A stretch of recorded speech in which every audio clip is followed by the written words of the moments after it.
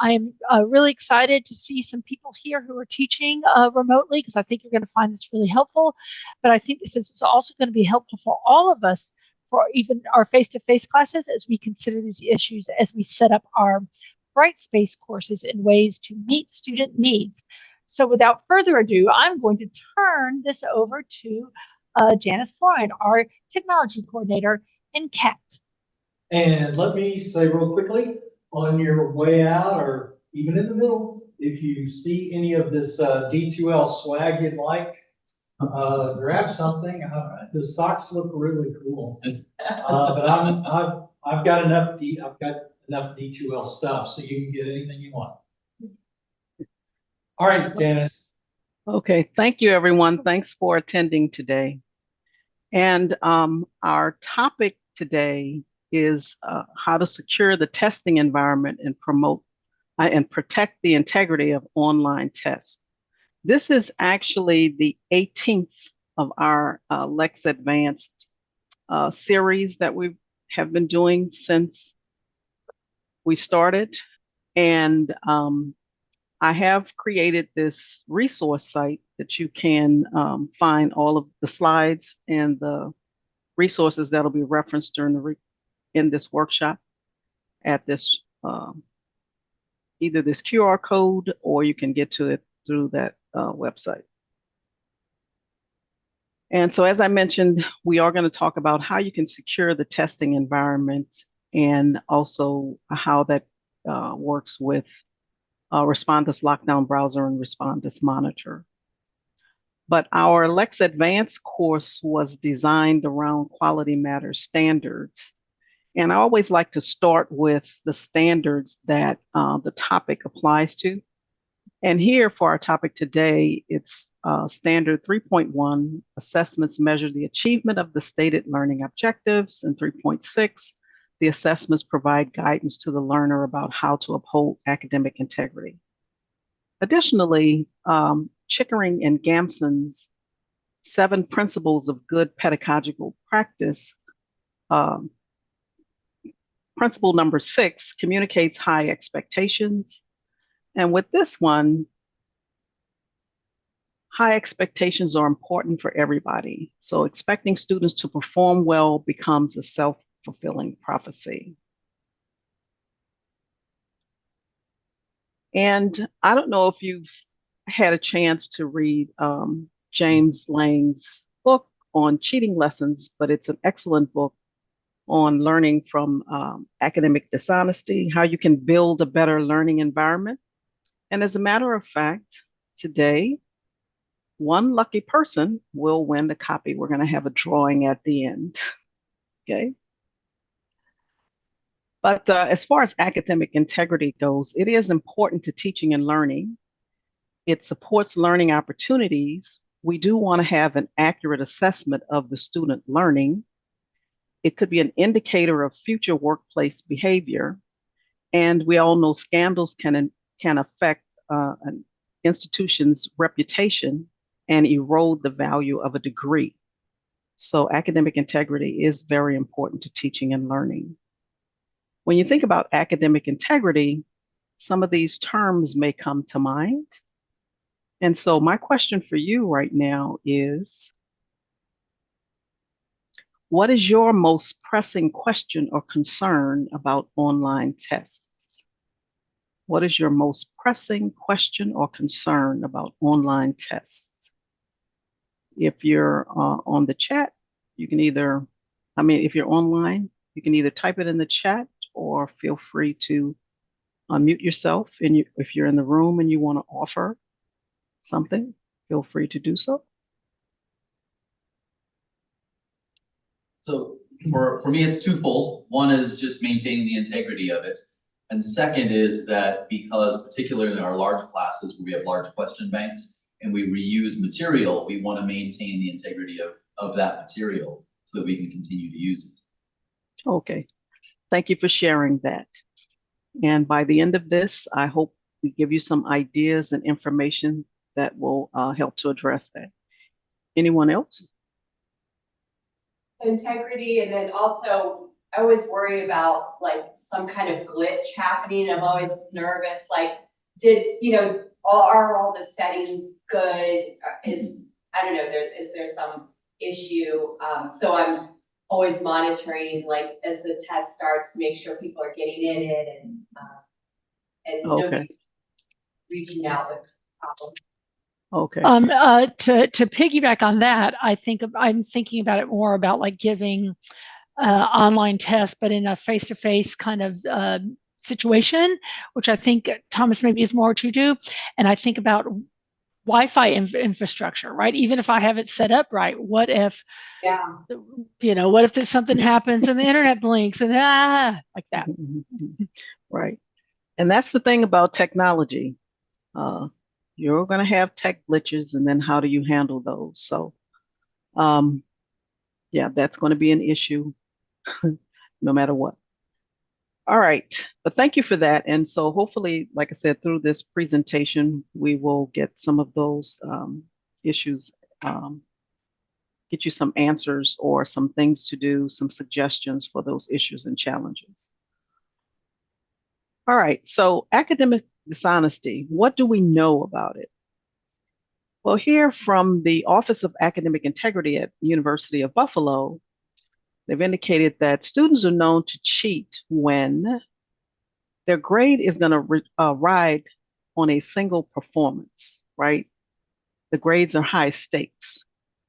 The students are seeking extrinsic motivation rather than enjoying the learning process itself. They may not have confidence in themselves, so they have a low expectation of passing. Or if they perceive that other people are cheating, others are doing it, so why don't I, right? Why can't I? So what can we do about academic dishonesty and cheating? If it's purely punitive, students aren't going to understand why it's important that they foster original ideas, have their own attribution, and other forms of academic integrity. So it can't be purely punitive.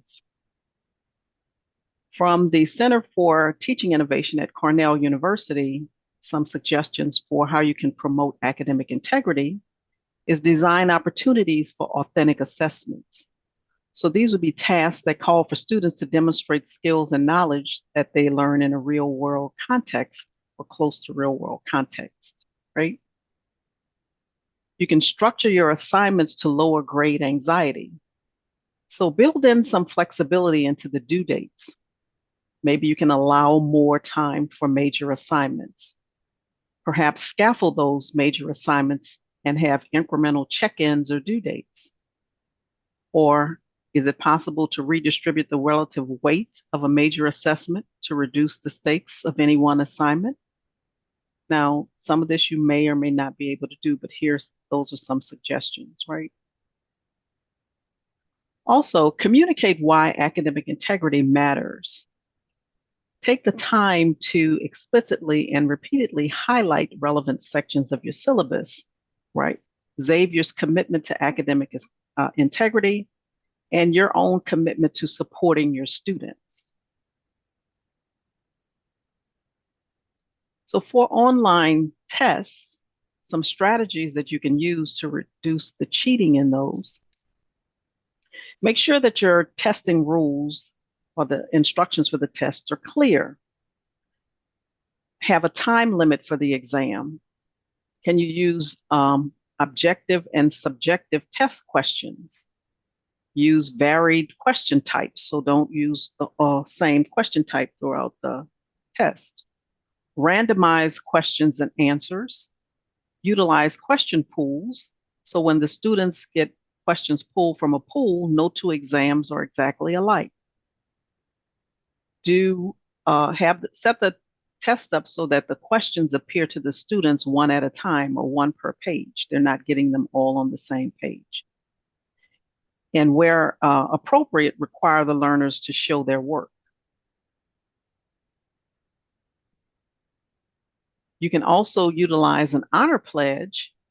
The students would have to acknowledge an honor pledge before they can gain access to the test. Limit the feedback. So during the testing period, don't show the students the correct answers until all exams are completed. Lockdown browser will lock the testing environment down and minimize access for external sites and resources.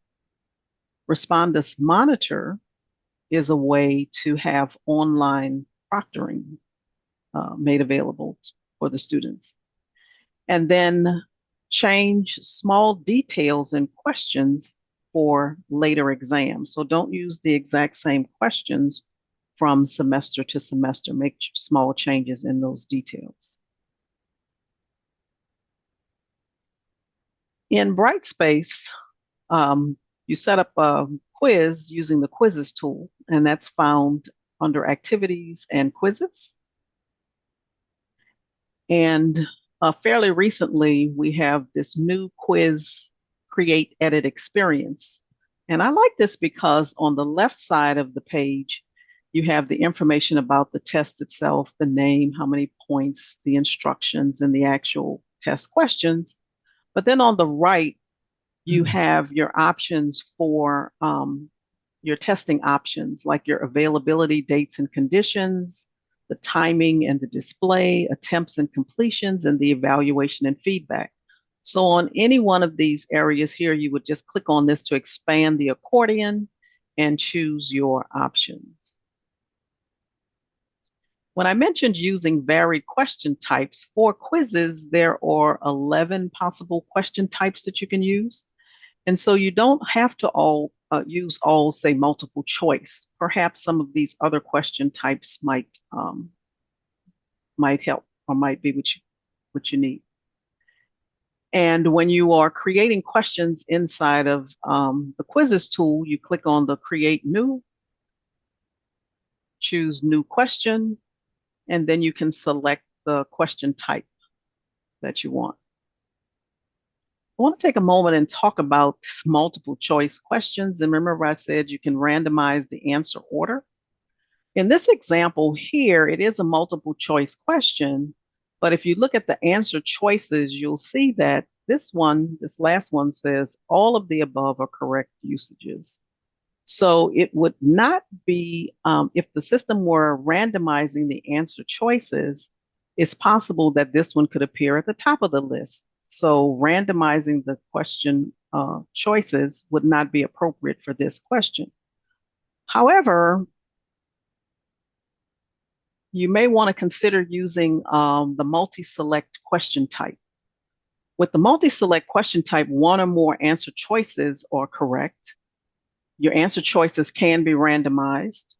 You select your grading method, how the points would be assigned to that question, and there are 4 possible grading methods.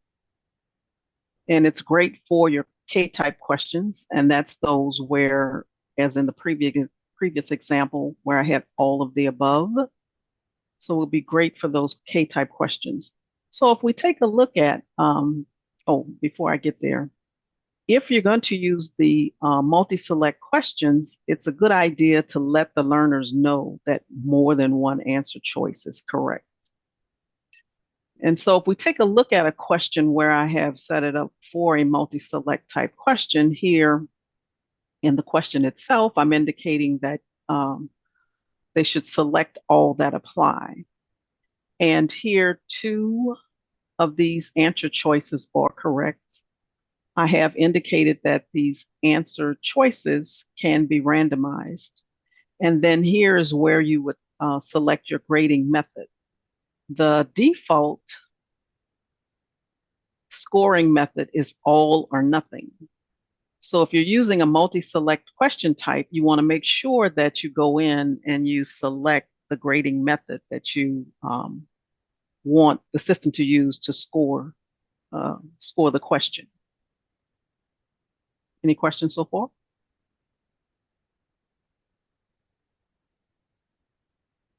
All right, well, moving right along to question pools. A question pool is going to be a pool of questions that you have, and the system will select a certain number that you choose from that pool. You create your question pools inside of the question library. And you find the question library. If you go to activities and quizzes, you'll see a link there for the question library. So you create your pools of questions. When you want to pull those question pools into your test, you go here to create new inside of your quiz and choose question pool. From there, I can browse the question library, find my pool of questions that I want to use. When I return, then I will see how the number of questions that the system has to select from the total.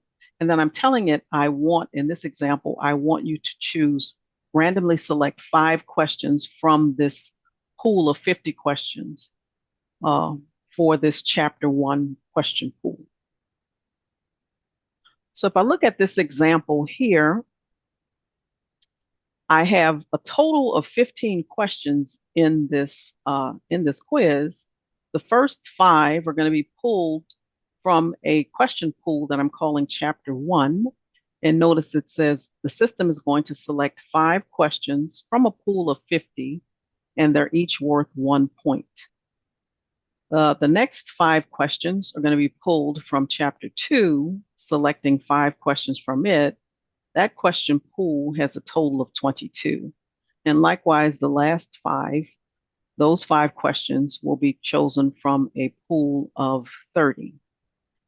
Now here it's helpful for this example to set this up where the system is pulling 5 questions from each of those 3 chapters, and this will ensure that each student is going to get a quiz that is of about the same level of difficulty.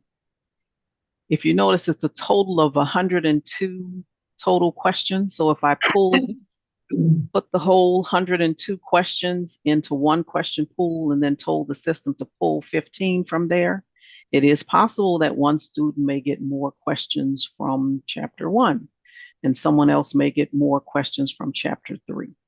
So just keep that in mind when you're setting up your question pools. You want to make sure that students get a test or tests that are of the same level of difficulty.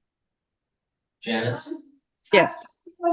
In using these options, so each student would get a different exam, not that from one semester to the next that you would have different, but within a single exam, all the students would be getting different questions. That is correct. So in this example here, this is one test, and you don't see the whole testing window. I guess I should have the whole quiz window.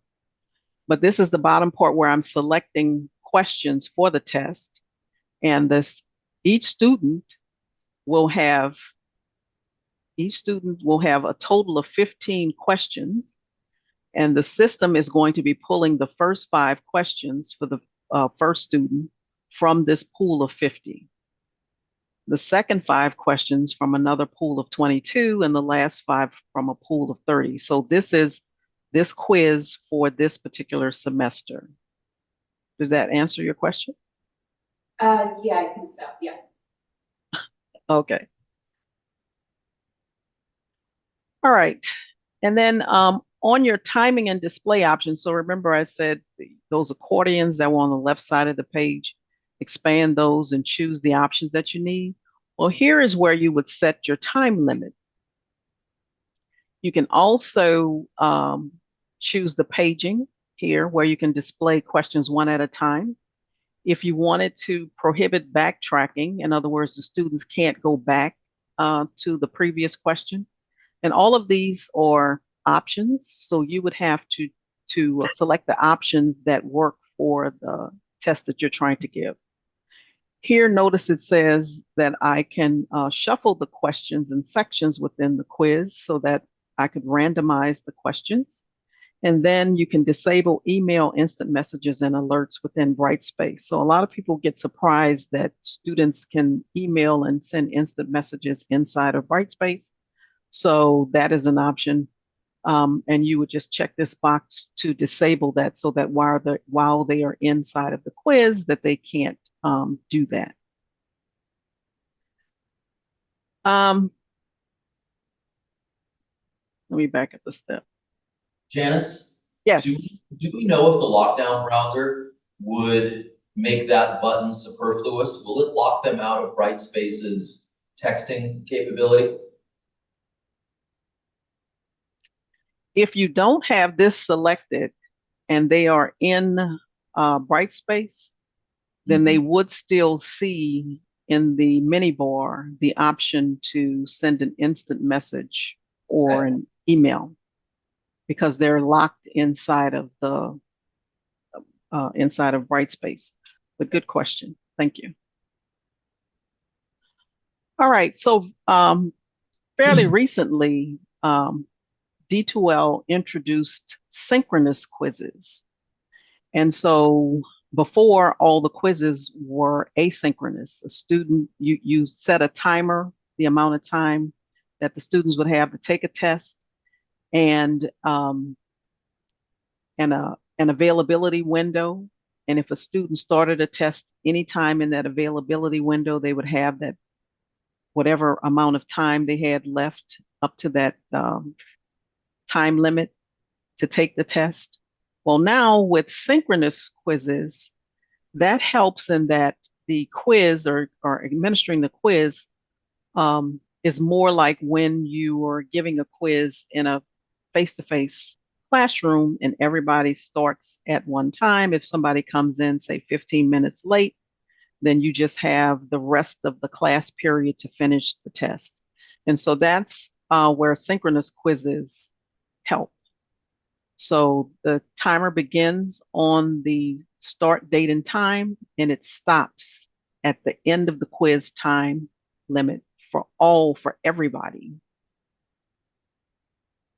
And so with synchronous quizzes, like I said, this helps if you want the quizzing to function more like what happens in your face-to-face class.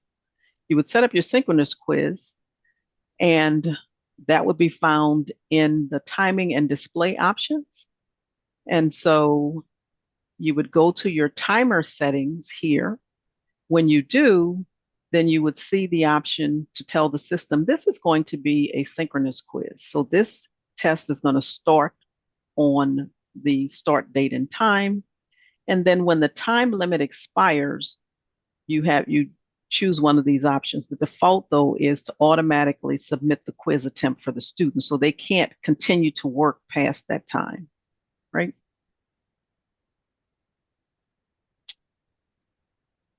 Shuffling questions. Should you shuffle questions at the quiz level, right?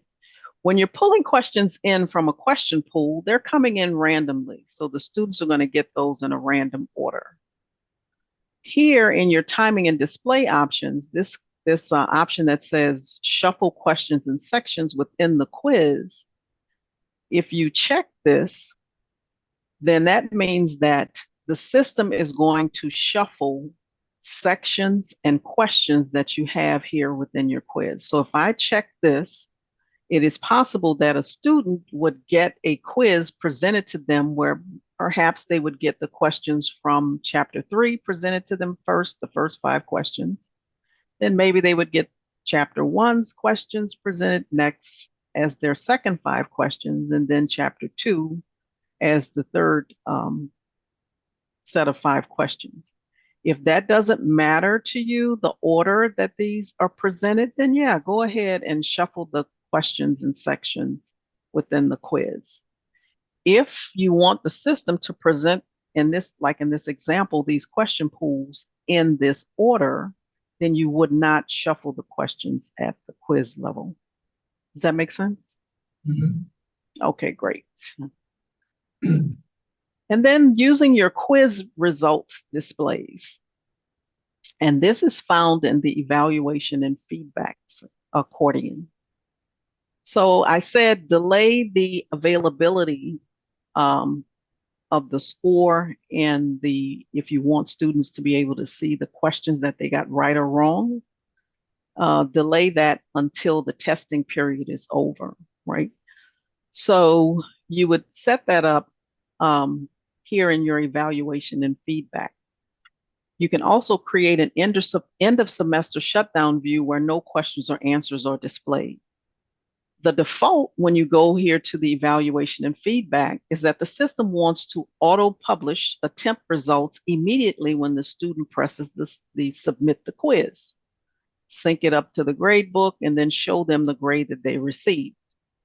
Well, for online tests, it's a good idea not to show the score, the attempt results, as soon as the student submits the quiz so that they can't tell their buddy. Give them some information about, oh yeah, I got them all right, or what have you. So I suggest that you not auto-publish the attempt results immediately upon completion. So if you uncheck that, but then leave this synchronize to gradebook on publish checked. And then it says when published, display to the learners their attempt grade, and then no questions. So the students take the test and then they don't know or they don't see their grade until you actually publish it and make it available to them. So you can do that after the testing window is after the testing window closes. They see no questions. But then you can go back and you can go in and set up an additional view. For example, in this example, it says, okay, after the testing period is over on this particular date and time, make the grade visible, and then they can see their incorrect questions with the correct answers and their responses. So that allows them to go in and be able to see what they did wrong. But then I would suggest when you're setting up these views and allowing students to see answers, questions and answers, that you go in and you set up a shutdown view. And with this shutdown view, that just means at the end of the semester, the students see nothing. This helps for if you're going to copy a quiz from one course from one semester into another course for another semester. This way you won't have a view of the quiz available before you want it to be. It's just like a backup plan. All right. Did everybody understand that? Mm-hmm. Okay. So getting into Respondus Lockdown Browser and Respondus Monitor. Lockdown Browser is just a custom browser, right? It locks the students into that environment. They can't access other websites, outside email, or other materials or things that they're not supposed to have access to while they're taking the test. So it's going to secure the exam. It prevents them from doing screen captures or printing out of the exam. And in Brightspace, it's easy to apply the lockdown browser settings to a test or quiz in there. Respondus Monitor is an add-on feature that where students using it will use their webcam and it will record themselves during the exam. So it's like a webcam for remote proctoring. It offers a variety of ways that students can take an online test. Respondus Monitor gives you a variety of ways that they can take that online test. And also when they're using Respondus Monitor, live chat support is available for the students 24/7. So it's one technology and it has a lot of flexibility. So if you're giving a test in a classroom, you can use Respondus Lockdown Browser, lock down the testing environment. If you want the students to be able to take a test through the webcam, then you can use Lockdown Browser and Respondus Monitor for the automatic proctoring. And if you want to do live proctoring, Respondus Monitor has an option for that where you can monitor the students through video conferencing. This live proctoring works for smaller classes, say a class of 25 or less, where you can actually see all the video on one screen. And so if we take a closer look at what's happening with the Lockdown Browser and Respondus Monitor, if you're using it in the classroom, the students would be using Lockdown Browser on their computer. A webcam is not required. The instructor will be monitoring the students in the classroom during the exam to so make sure that they're using only the resources and stuff that you're allowing them to use. And then the exam password, an exam password is used to prevent early access or access from somewhere outside the room. So you would provide the learners with the password at the start of the exam. This is important. You provide the learners the password at the start of the exam. So your Respondus settings would be that you'll be enabling Lockdown Browser and then you would enter a password. We're going to talk about some issues and challenges with these options that I'm explaining shortly. So for remote exams with automated proctoring, the exams are administered, the students taking them remotely, and you're using the automated proctoring. The students will be using Lockdown Browser with their webcam, and their video and audio is going to be recorded. So Respondus Monitor is going to automate that process for you. Then you, after the students take the exams, you will review the proctoring results for any issues, things that you may want to review. So you, as the instructor, review those proctoring results. To set this up, you would enable Respondus Lockdown Browser, Respondus Monitor, and then select the pre-exam steps that are required for the students. So for a remote exam where you want to use the instructor live proctoring, in other words, you want to have the students use a web conferencing system, and you will be monitoring what they're doing because they'll have their cameras on. Then you'll be using Respondus Lockdown Browser, and then with the webcam, the remote learners will be using Respondus Lockdown Browsers with their webcam, and then a video conferencing system like Zoom or Teams or whatever it is you're using. The learners log into the video conference with their webcam enabled. The instructor takes the attendance in the video conference and then provides the start code to the students. The instructor would be able to, the instructor would be able to monitor learners in real time during the exam, and the video is not recorded. So there are no flags or alerts for this. You're actually just monitoring the students in real time. And so to set that up, you would enable Lockdown Browser, the instructor live proctoring, and then enter a start code. And so for this one, in a hybrid classroom with automated proctoring, you'd have students who are in person. They would be using Lockdown Browser. Remote learners would be using Lockdown Browser with a webcam, and their video and audio is going to be recorded. Respondus Monitor is going to take care of guiding the students, remote students, through the pre-exam steps that they need to do. And for the in-person students, the instructor is going to provide the learners with the proctor password and then monitor those students during the exam. The instructor, afterwards, you would review the remote learners, the proctoring results. And then to set that up, basically you're enabling Lockdown Browser. You're going to set up Respondus Monitor as optional and then enter a proctor password. We also have a hybrid classroom with instructor live proctoring. So the in-person learners use Respondus Lockdown Browser. Remote learners are using Lockdown Browser with a webcam and a video conferencing system. Instructor takes attendance and provides the start code to the students, monitors the remote and in-person learners in real time during the exam, and the video is not going to be recorded, so you won't get any flags or alerts. So you enable lockdown browser, the instructor live proctoring, and you enter a start code. Now, that was a mouthful, all of that. So let's take a look here. I have some screenshots of how that looks inside of the course.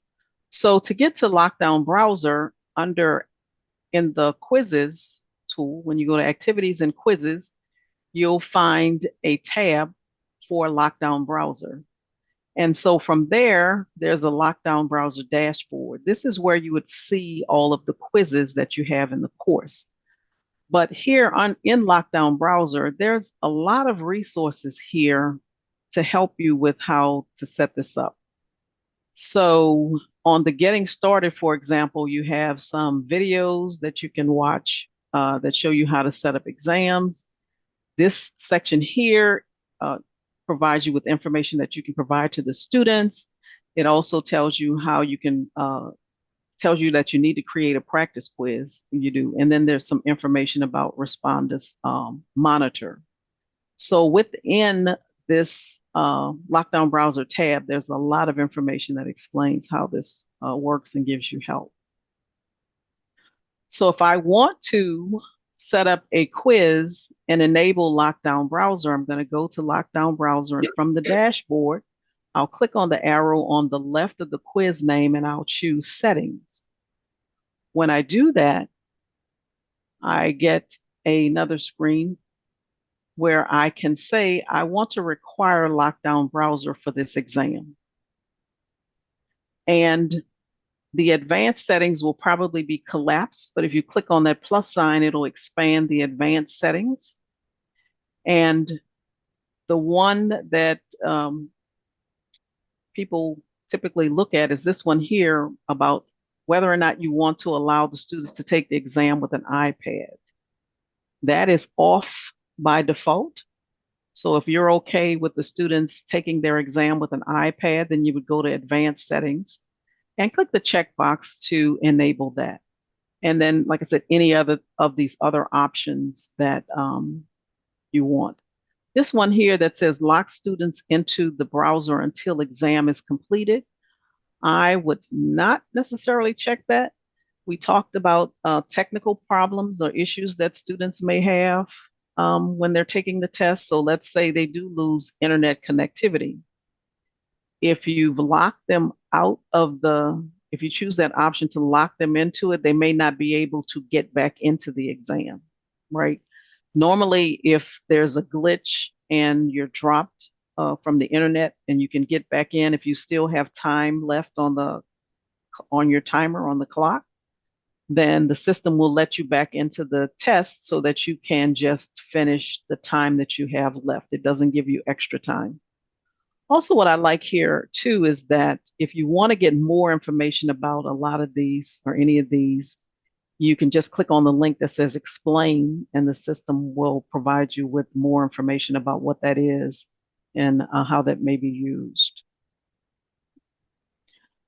All right. And so for Respondus monitor, you'll see right under lockdown browser, when you say that you want to enable lockdown browser, you will see the proctoring come up. And then I can require Respondus monitor for the exam.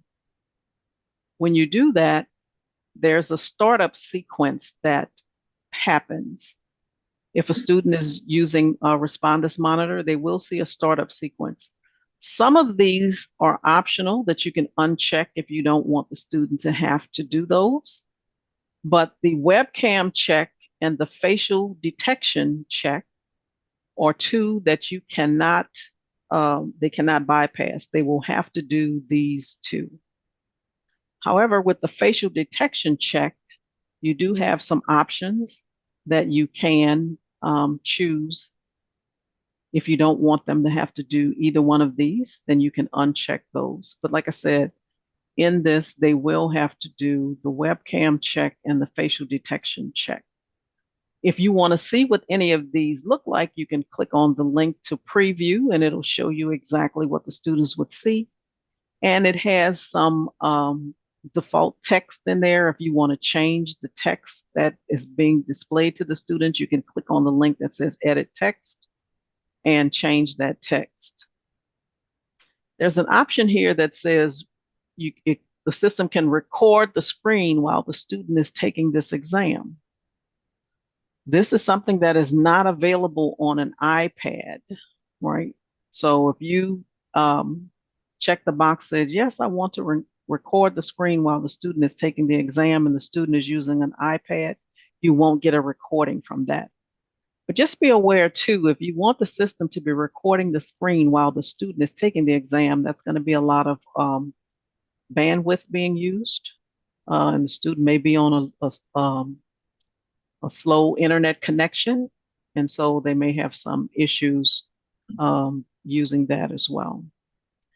And then there's this option here for show your work. So if it is the type of exam where the students are, working on something, they have scratch paper to work out some things or whatever, then you can enable this option that says show your work at the end of the exam. And when they get to the end, they will have to take a picture of the document, their work that they're doing. I just wanted to make a comment. I actually use the feature quite a bit within Brightspace. There's an option, at least for the essay style questions, where you can upload a document. So I'll have them like make a graph or do some calculations, and they actually have to just take a picture and upload that as like the response. Yeah, great. But this is nice to know that, that this is like within the response mode. Yes. Okay. And Felicia, I'm sorry, can I ask a follow-up question on that? Is when you do that, do they have like a 24-hour period to do that? Are you using it like in a face-to-face setting? Are you doing it synchronous? How do you do that with having them upload graphs? So the exam is synchronous, but online. So they could just do it on any piece of paper, but I'm just looking for like, something that's handwritten where I can see the steps of like their calculation or, yeah. Mm-hmm. I think it's great. I really enjoyed using that feature. Okay. Yeah, and thank you for sharing that. So yeah, that is something within the quiz, the test itself. Quiz question that you can set up and ask the students to upload that. Yes. Thank you for sharing that. All right. And so the webcam check from the student's perspective, when they are going through this startup sequence and they get to the webcam check, if it's not working, there's a link that says it's not working, they can click on. When they click on that, they get some options here for them to select something to indicate, well, what's not working. And then, and that tries to help them out. But if all else fails, they get to this where they can actually do a live chat with an agent. And this is available 24/7. Okay. All right, so student takes the test, and then now you're ready to look at the results. So you would go back to the lockdown browser tab to the dashboard. And for the quiz itself, you click on the arrow on the left and you would go to class results. There's also an exam stats there you can look at as well. When you go to exam results, you'll see the students and then there'll be a plus sign to the left of their name. When you expand that, then you see the information related to that testing session. And so the key date, summary of key data is here. You've got a list of the milestones and flags, your video feedback, there's the timeline here, and then thumbnail images from the video. So basically you would be kind of scanning the thumbnail images like this one here where there's no student in the picture. Maybe you want to click on that section of the video to see exactly what happened. And so from here, you can monitor what's going on with your proctoring results. This link up here on the upper right is understanding the proctoring results. So this is important if you're going to use Respondus Lockdown Browser and Respondus Monitor. Review this ahead of time before asking your students to take a test. because this could head off some questions, challenges, situations that you might have with this. On the CAT Wiki resource link that you have, I actually put a link to this direct web page. And so here, if you went to that web page, understanding your proctoring results, it provides you with a whole lot of information. But toward the middle of the page, there are some important tips. If you see a flag, it doesn't mean that it's cheating, right? It's just trying to help you identify some events, things that you might want to look at that require further examination by you. Facial detection is important. Remember, I said you can't get past that facial detection. The facial detection has to be, the system is trying to do the facial detection. So things that students do may create a situation where the system flags a lot of issues with facial detection, right? You might have some false positive flags. And then I like this section here that says garbage in, garbage out. Help students produce better videos, right? Avoid wearing a baseball cap or hat. If you're using a notebook computer, place it on a firm surface like a desk or a table, not on your lap. So if you provide the students with this information, you can help them make better videos where they don't have a lot of flags and false positives. Like I said, that's on that page, understanding the proctoring results. For the instructor live proctoring, that was an option under proctoring. It says allow instructor live proctoring for this exam. You then, when you select that, you tell the system what video conferencing system you're going to be using, and then what's going to be your start code for this. And then there's a note down here at the bottom that says an iPad is not going to allow you to run the video conferencing app and lockdown browser at the same time. But they do give you some alternatives that you can use if you're in that situation. I do want to point out that, well, you get questions about the privacy and accessibility related to Respondus Lockdown Browser and Respondus Monitor. And they say privacy is central to their architecture. They're going to minimize the amount of personal data that's collected. And it's an automated system that's analyzing it. And then the only access to it is going to be the instructor. So you will see that proctoring results inside of your course. It's not available outside or anywhere else. And both Respondus Lockdown Browser and Respondus Monitor are designed to work with assistive technology. Some issues or challenges that have been identified with doing these online tests is that students may be sharing the exam passwords and the start codes. So maybe everybody's supposed to be in the classroom taking the test. You give the exam password or the start code, and then they text it to their buddy who is in the dorm room or something. Yeah. So some recommendations for this. For the in-person learners, have them sign in their time in and there's time out, right? So you have a log, a sign-in sheet of who was actually in the room. If it's remote learners, you're doing the test and you have remote learners, have them sign in and out in the chat. So sign in when they come in and then sign out before they leave. You can also review the video conference usage report for any discrepancies. And then Brightspace has some quiz attempt logs that you can look at. I would suggest during and after the exam, check those for discrepancies. And I will show you how you get to those attempt logs in a moment.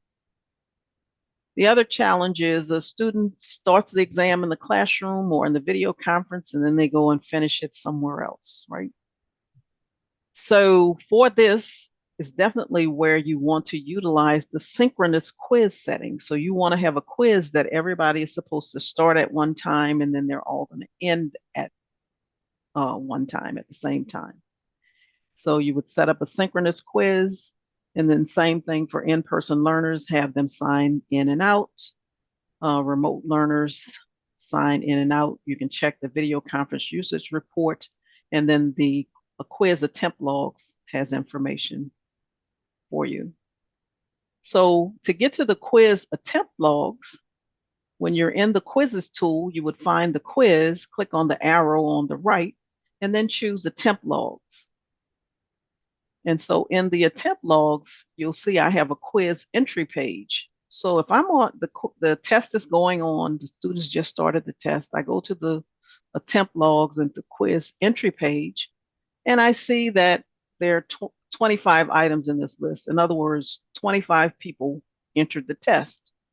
Everybody's supposed to be in the classroom, and I look around, I do a head count, and I've got 23 people in the class, but yet 25 people are in the test. Well, now it's time for me to do a little bit of investigating to see who's actually in the test that is not in the classroom, and then follow up with that. Because if everybody's supposed to be in the classroom, then this number should match the number of people who are actually in the classroom. Hopefully that's making sense. And then you can also look at this quiz completion.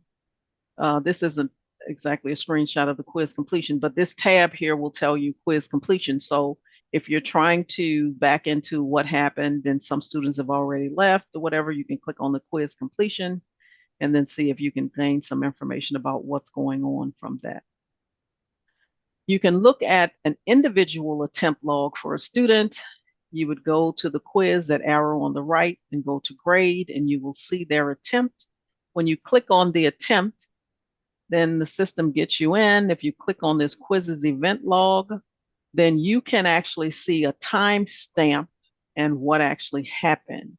So this helps you to see what happened during the student's testing session. So if they come to you and say, a certain thing happened or whatever, this attempt log should kind of back up what they're saying or what they're suggesting. So you have that information in the quizzes, in the attempt log.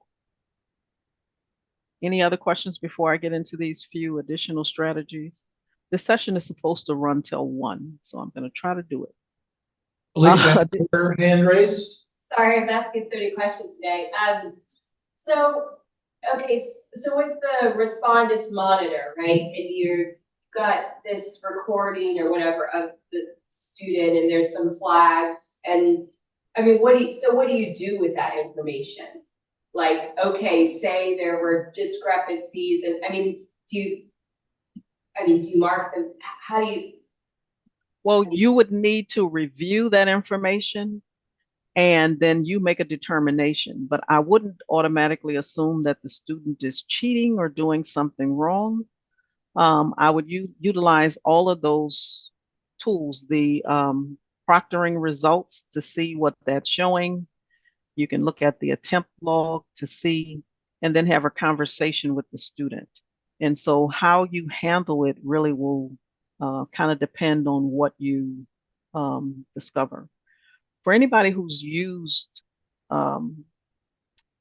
Respondus, Lockdown Browser, Respondus Monitor, or given tests in class and had a situation, would you like to share how you handled it? Anybody? It's only been a couple times that we've had to call out a student on it. And when I showed it directly to the student, this is what I'm talking about. And can you help me explain what's happening here? And both times the students look at would you, if you made a report of academic dishonesty, would it be something that you could reference in you can request to download. You can request, okay. Yeah, you can request to download. So provide documentation. Yeah. But I guess they self. Yeah, they self. Yeah. Okay, thank you. All right, and so some additional strategies for online tests. We talked about the honor pledge, and there are a couple of ways that you can set that up in Brightspace, one of which is utilize your content area, create a topic there, and with completion tracking, release conditions, and replace strings. So this is a replace string, so I have this honor pledge here, and the person's name is being substituted here. So it says this is an open book exam. You're allowed to do this, this, and this. You must acknowledge that you understand and accept the pledge. And the completion tracking is set to manual, which then it forces the student to check this box. It says, yeah, I understand this.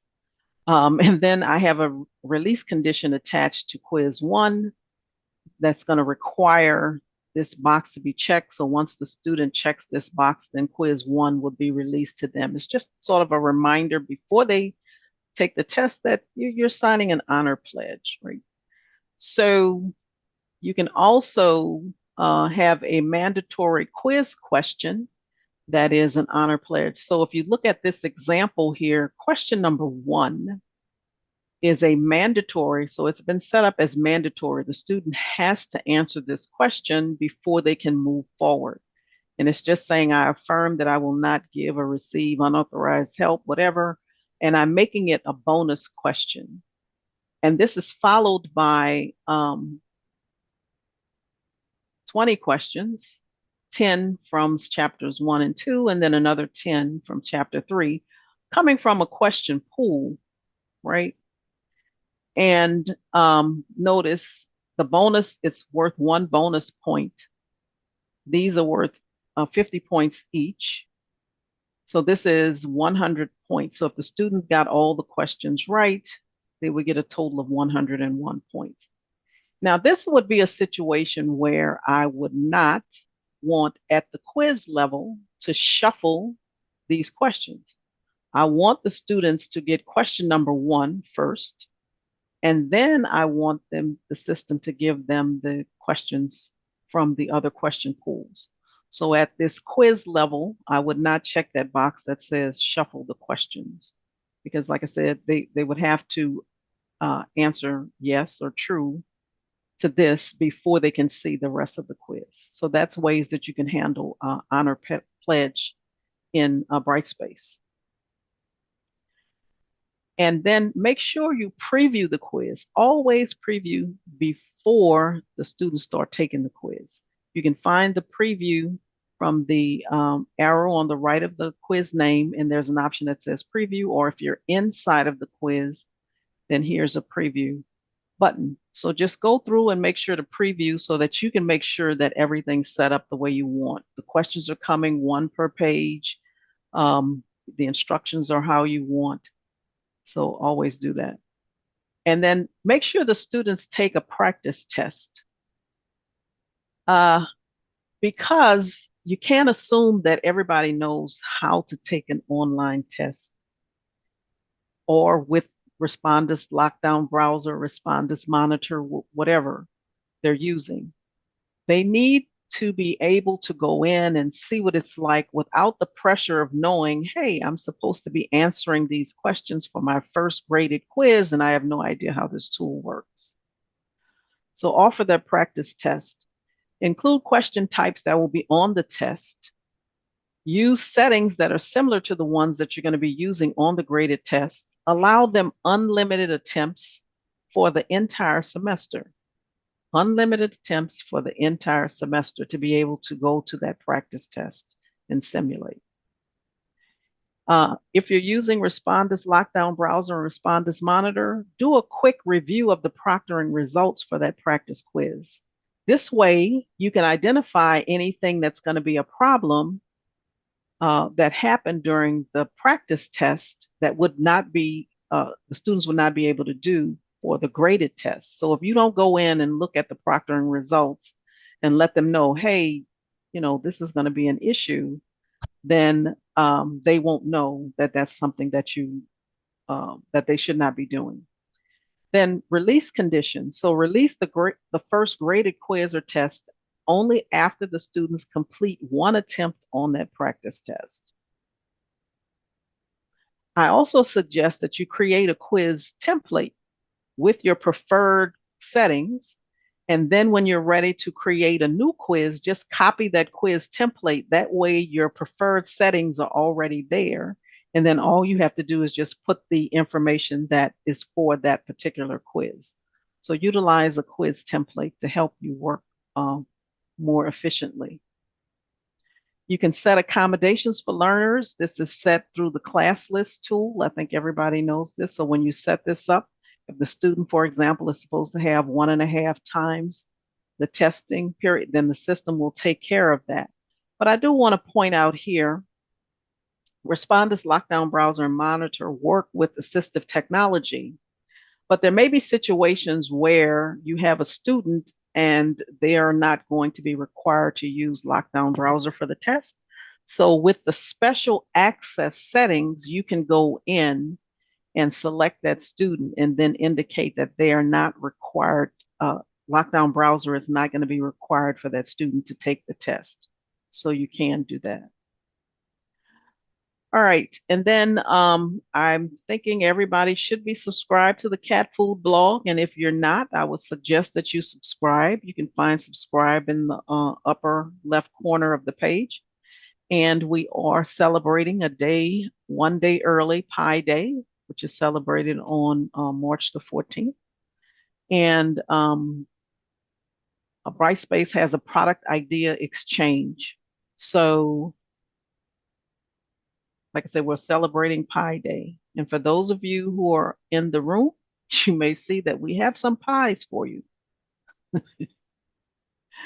All right, before we do the drawing, I just want to check in and make sure that everybody's okay. Do we have any questions before we do the drawing?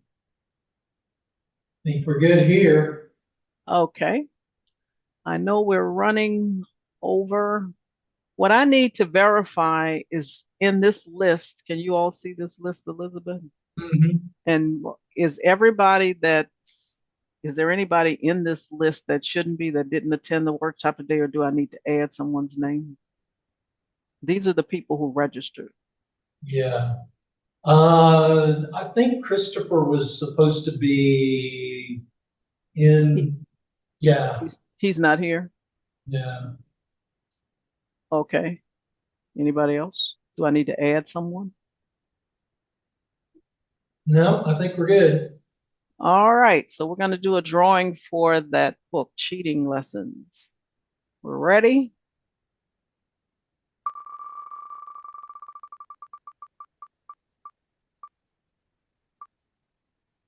Well, there you go. All right. Come see us, and Carla will have it for you. Yes. Great. All right. All right. Wait. Great day. Oh yeah. I just want to remind you that the wiki resource is there. And then for attendance, you're attending this workshop, your attendance and participation, you will earn the Securing the Testing Environment badge in the course. And I always like to give confetti. Well, there you go. I'll be on the line if anyone has any questions. And I'll stop my sharing. All right. Thanks, Janice. Thank you, Bart.